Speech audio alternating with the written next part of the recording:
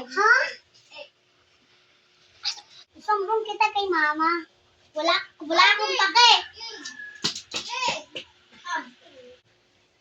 Kapatid, okay ka lang?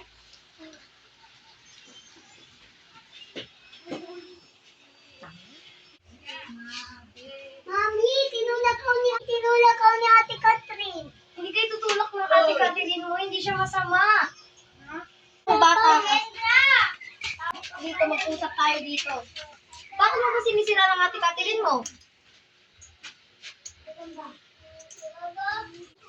Mami, maniwala ka naman sa akin, no? Hindi ako maniniwala sa'yo. Mabait ang ate Catherine mo.